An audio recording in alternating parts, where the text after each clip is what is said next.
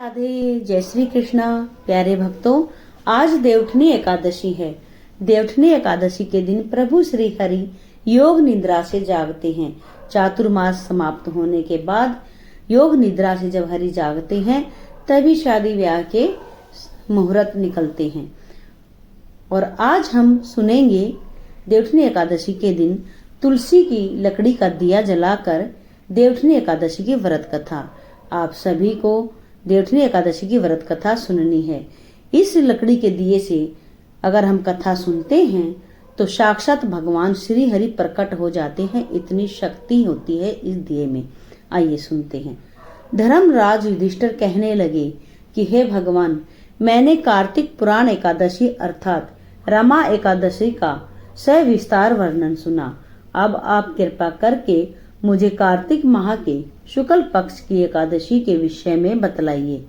इस एकादशी का क्या नाम है तथा इसके व्रत का क्या विधान है, इसकी विधि क्या है, इसका व्रत करने से किस फल की प्राप्ति होती है। कृपया इस सब का विधान पूर्वक कहिए। भगवान श्री कृष्ण बोले, कार्तिक माह के शुक्ल पक्ष में तुलसी के विवाह दिन आने वाली इस एकादशी को विष्णु प्रबोधिनी एकादशी, देव प्रबोधिनी एकादशी, देवोत्थान एकादशी, देव उत्थव एकादशी, देव उठनी एकादशी, कार्तिक शुक्ल एकादशी तथा प्रबोधिनी एकादशी भी कहा जाता है। यह बड़े बड़े पापों का नाश करने वाली है। इसका महात्म्य मैं तुमसे कहता हूँ, ध्यान पूर्वक सुनो। देवोत्थान एकादशी व्रत कथा। एक राजा के राज्य में सभी लोग एकादशी का व्रत रखते थे। राजा, प्रजा, नौकर चाकरों से लेकर पशुओं तक को एकादशी के दिन अन्न नहीं दिया जाता था। एक दिन किसी दूसरे राज्य का एक व्यक्ति राजा के पास आकर बोला, महाराज कृपा करके मुझे नौकरी पर रख लें। तब राजा ने उसके सामने एक शर्त रखी, ठीक है रख लेते हैं, किंतु रोज तो तुम्हें खाने को सब कुछ मिलेगा पर एकादशी को अन्न नहीं मिलेगा। उस व्यक्ति ने उस समय हाँ कर ली, पर एकादशी के दिन जब उसे फलाहार का सामान दिया गया तो वह राजा के सामने गिड़गिड़ाने लगा, महाराजा इससे मेरा पेट नहीं भरेगा, मैं तो भूखा ही मर जाऊंगा, मुझे अन्न दे दो। राजा ने उससे शर्त की याद दिलाई पर वह अन्न छोड़ने को तैयार नहीं था। तब राजा ने उसे आटा, दाल, चावल आदि दिए। वह नित्य की तरह नदी पर जा पहुंचा और स्नान कर भोजन पकाने लगा। तब भोजन बन गया तो वह भगवान को बुलाने लगा, आओ भगवान भोजन तैयार है। उसके बुलाने पर पीताम्बर धारण किए भगवान चतुर्भुज रूप में आ पहुंचे तथा प्रेम से उसके साथ भोजन करने लगे। भोजन आदि करके भगवान अंतर्ध्यान हो गए तथा अब वह अपने काम पर चला गया। 15 दिन बाद अगली एकादशी को वह राजा से कहने लगा कि महाराज मुझे दोगुना सामान दीजिए, मैं तो उस दिन भूखा ही रह गया। राजा ने कारण पूछा तो उसने बताया कि हमारे साथ भगवान भी खाते हैं, इसीलिए हम दोनों के लिए ये सामान पूरा नहीं होता। यह सुनकर राजा को बड़ा आश्चर्य हुआ। वह बोला, मैं नहीं मान सकता कि तुम्हारे साथ भगवान खाते हैं। मैं तो इतना व्रत रखता हूँ, पूजा करता हूँ, पर भगवान ने मुझे कभी दर्शन नहीं दिए। राजा की बात सुनकर वह बोला, महाराज यदि विश्वास न हो तो आप साथ चलकर देख लें। राजा एक पेड़ के पीछे छिपकर बैठ गया। उस व्यक्ति ने भोजन बनाया तथा भगवान को शाम तक पुकारता रहा, परंतु भगवान नहीं आए। अंत में उसने कहा, हे भगवान यदि आप नहीं आए तो मैं नदी में कूदकर प्राण त्याग दूंगा। लेकिन भगवान नहीं आए। तब वह प्राण त्यागने के उद्देश्य से नदी की तरफ बढ़ा।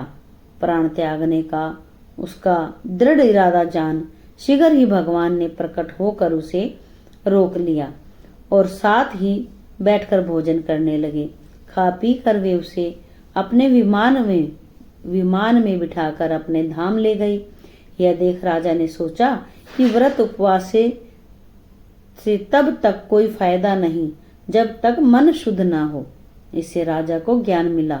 वह भी मन से व्रत उपवास करने लगा और अंत में स्वर्ग को प्राप्त हुआ। आइए सुनते हैं देवउठनी एकादशी की दूसरी कथा। एक समय भगवान नारायण से लक्ष्मी जी ने कहा, हे नाथ, अब आप रात दिन जागा करते हैं और सोते हैं तो लाखों करोड़ों वर्ष तक को सो जाते हैं। उस समय समस्त चराचर का नाश भी कर डालते हैं। अतः आप नियम से प्रतिवर्ष निद्रा लिया करें, इससे मुझे भी कुछ समय विश्राम करने का समय मिल जाएगा। लक्ष्मी जी की बात सुनकर नारायण मुस्कुराए और बोले, देवी, तुमने ठीक कहा। मेरे जागने से सब देवों को और खासकर तुमको कष्ट होता है। तुम्हें मेरी सेवा से जरा भी अवकाश नहीं मिलता, इसीलिए तुम्हारे कथा अनुसार आज से मैं प्रतिवर्ष 4 मास वर्षा ऋतु में शयन किया करूंगा। उस समय तुमको और देवगणों को अवकाश होगा। मेरी यह निद्रा अल्प निद्रा और प्रलयकालीन महानिद्रा कहलाएगी। यह मेरी अल्प निद्रा मेरे भक्तों को परम मंगलकारी, उत्सवप्रद तथा पुण्यवर्धक होगी। इस काल में मेरे जो भी भक्त मेरे शयन की भावना कर मुझे मेरी सेवा करेंगे और शयन और उत्पादन के उत्सव आनंद पूर्वक आयोजित करेंगे, उनके घर में तुम्हारे सहित मैं निवास करूंगा। आइए सुनते हैं देवउठनी एकादशी की तीसरी कथा। प्लीज भक्तों, कथाओं को पूरा सुने। एक नगर में एक राजा था। उसके राज्य में सभी लोग बहुत सुखी थे। उस नगर में एकादशी को कोई भी अन्न नहीं बेचता और न ही कोई अन्न पकाता था। सभी फलाहार करते थे। एक बार भगवान ने राजा की परीक्षा लेनी चाही। भगवान ने एक सुंदरी का रूप धारण किया तथा सड़क पर बैठ गई। तभी राजा उधर से निकला और सुंदरी को देख चकित रह गया। उसने पूछा, हे सुंदरी, तुम कौन हो और इस तरह यहाँ क्यों बैठी हो? तब सुंदर स्त्री बने भगवान बोले, मैं निराश्रिता हूँ। नगर में मेरा कोई जाना पहचाना नहीं है। किससे सहायता मांगी? राजा उसके रूप पर मोहित हो गया। वह बोला, तुम मेरे महल में चलकर मेरी रानी बनकर रहो। सुंदरी बोली, मैं तुम्हारी बात मानूंगी, पर तुम्हें राज्य का अधिकार मुझे सौंपना होगा। राज्य पर मेरा पूर्ण अधिकार होगा। मैं जो भी बनाऊंगी तुम्हें खाना होगा। राजा उसके रूप पर मोहित था, अतः उसकी सभी शर्तें स्वीकार कर ली। अगले दिन एकादशी थी। रानी ने हुक्म दिया कि बाजारों में अन्य दिनों की तरह अन्न बेचा जाए। उसने घर में मांस मछली आदि पकाए और परोस कर राजा से खाने के लिए कहा। यह देखकर राजा बोला, रानी, आज एकादशी है, मैं तो केवल फलाहार ही करूंगा।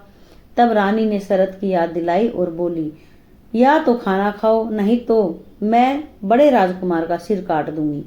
राजा ने अपनी स्थिति बड़ी रानी से कही तो बड़ी रानी बोली, महाराज, धर्म न छोड़ें, बड़े राजकुमार का सिर दे दें। पुत्र तो फिर मिल जाएगा, पर धर्म नहीं मिलेगा। इसी दौरान बड़ा राजकुमार खेल कर आ गया।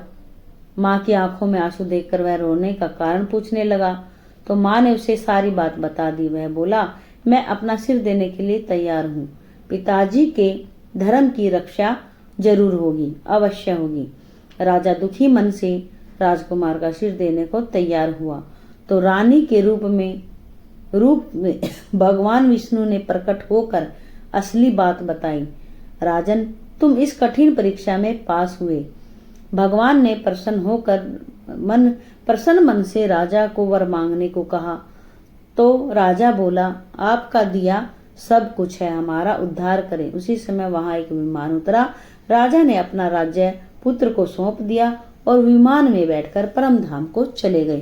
प्यारे भक्तों, कथा अगर आपको अच्छी लगी हो तो कथा सुनकर आप कमेंट में जय श्री राधे जरूर लिखें, चैनल को सब्सक्राइब जरूर कर लें।